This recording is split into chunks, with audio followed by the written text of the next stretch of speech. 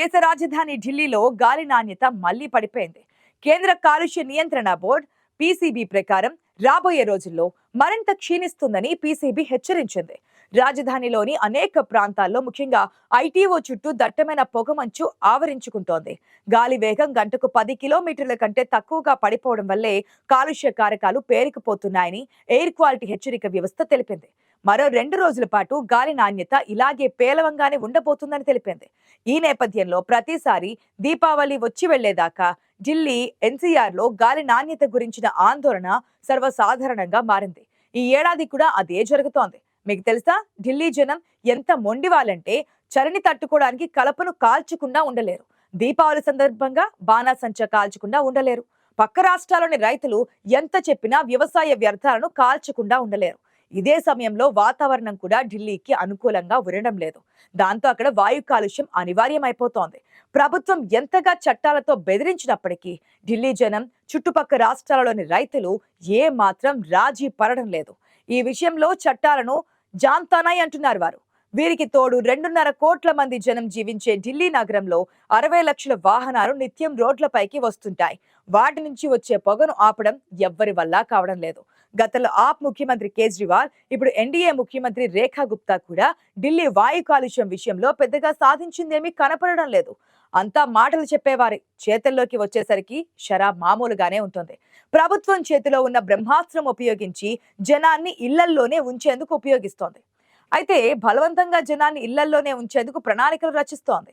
స్కూళ్లను మూసివేయడం, పిల్లలకు ఇంటర్ స్థాయి వరకు ఆన్లైన్ విద్యను ప్రోత్సహించడం, సాఫ్ట్వేర్ ఉద్యోగులను ఇళ్ల నుంచే వర్క్ ఫ్రం హోం విధానంలో పనిచేసేలా ప్రోత్సహించడం, అందుకు తగినట్లుగా కంపెనీలను హెచ్చరించడం మాత్రమే జరుగుతోంది. వీలైనంతగా వీధుల్లోకి వాహనాలను రాకుండా చూడడం జరుగుతోంది. కానీ ఇవేవి వాయు నాణ్యతను మెరుగుపరిచే పరిష్కారాలు కాకపోవడం ఢిల్లీ ప్రజలకు శాపంగా మారుతోంది.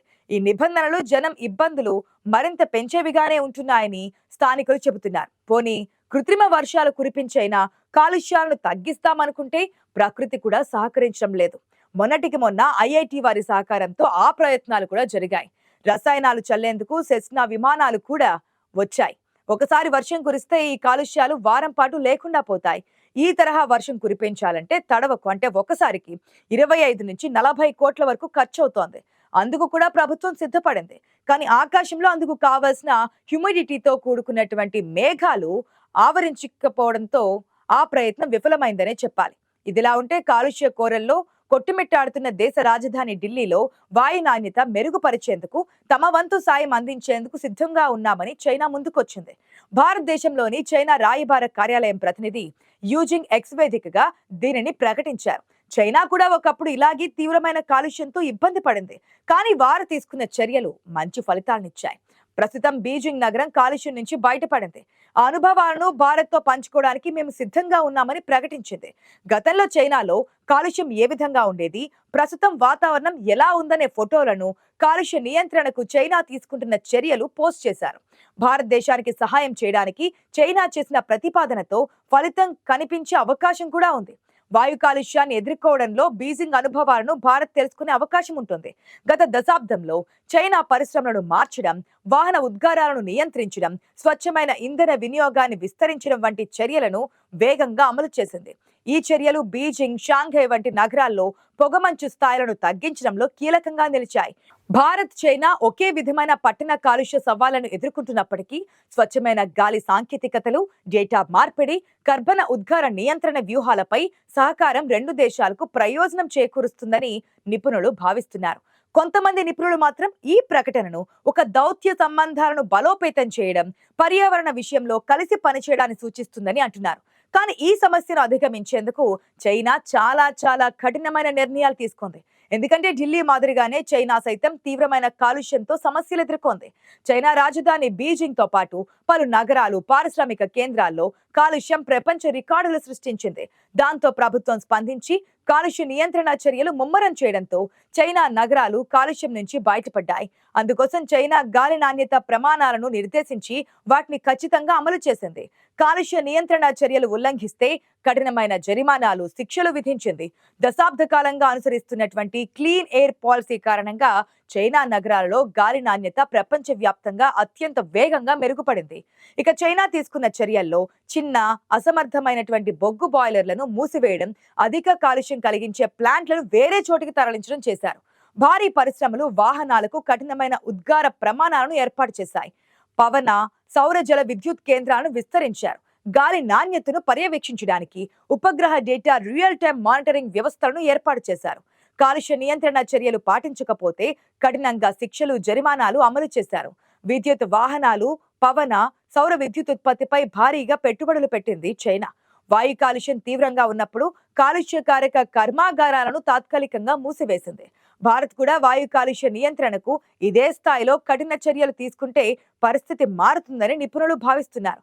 కర్బన ఉద్గారాలకు, కాలుష్యానికి ప్రధాన కారణాలు విద్యుత్ ఉత్పాదన, రవాణా రంగాలున్నాయి. వీటిలో మార్పులు వస్తే ఖచ్చితంగా భారత్ కాలుష్య స్థాయిలో మార్పు వచ్చే అవకాశం ఉంటుంది. ఇప్పటికే భారత్ ఎలక్ట్రిక్ వాహనాలు, సౌర విద్యుత్ పై దృష్టి సారించినప్పటికీ కాలుష్య నియంత్రణ విషయంలో చైనా అంత కఠినంగా మాత్రం లేదు. పైగా మన రైతులను వ్యర్థాలను కాల్చకుండా నియంత్రించే వ్యవస్థ ఉందా అంటే అనుమానమని అంటున్నారు విశ్లేషకులు. ఢిల్లీలో కాలుష్య నియంత్రణకు చైనా సాయంపై భారత్ అధికారికంగా స్పందించలేదు. ఇప్పుడిప్పుడే రెండు దేశాల మధ్య సుహృద్భావ వాతావరణం నెలకొంటోంది. రెండు దేశాల మధ్య విమాన ప్రయాణాలు మొదలయ్యాయి. ప్రస్తుతం భారత్, చైనా సరిహద్దు ఉద్రిక్తతల విషయంలో చర్చలు సాగుతున్నాయి. అయితే ఈ సమయంలోనే పర్యావరణ హితం కోసం చైనా మన దేశానికి ఇచ్చిన ఆఫర్ పై భారత్ ఎటువంటి నిర్ణయం తీసుకుంటుందన్న విషయంపై చర్చ జరుగుతోంది. ప్రతి శీతాకాలం ఢిల్లీలో పెరుగుతున్న కాలుష్య ప్రభావం వల్ల ప్రజలు తీవ్ర ఇబ్బందులు పడుతున్నారు. దగ్గు, కళ్లమంటలు, శ్వాస సంబంధిత సమస్యలతో ఆసుపత్రులకు క్యూ కడుతున్నారు. ఏక్యూఐ లెవెల్స్ ప్రమాదకర స్థాయిలో కొనసాగుతున్నాయి. సగటున 300 నుంచి 400 పాయింట్లకు మధ్య వాయు నాణ్యత నమోదవుతోంది. రానున్న రోజుల్లో చలి తీవ్రత పెరిగితే కాలుష్య ప్రభావం మరింత పెరిగే అవకాశం కూడా ఉంది. సాధారణంగా ఏ దేశమైనా, ఏ విషయంలోనైనా మంచి చర్యలు తీసుకున్నప్పుడు వాటిని ఇతర దేశాలు కూడా ఫాలో చేస్తుంటాయి. మరి ఢిల్లీలో కాలుష్య తీవ్రతను తగ్గించేందుకు చైనా ఇచ్చిన ఆఫర్ పై భారత్ ఎటువంటి నిర్ణయం తీసుకుంటుందనేది ఉత్కంఠ రేపుతోంది.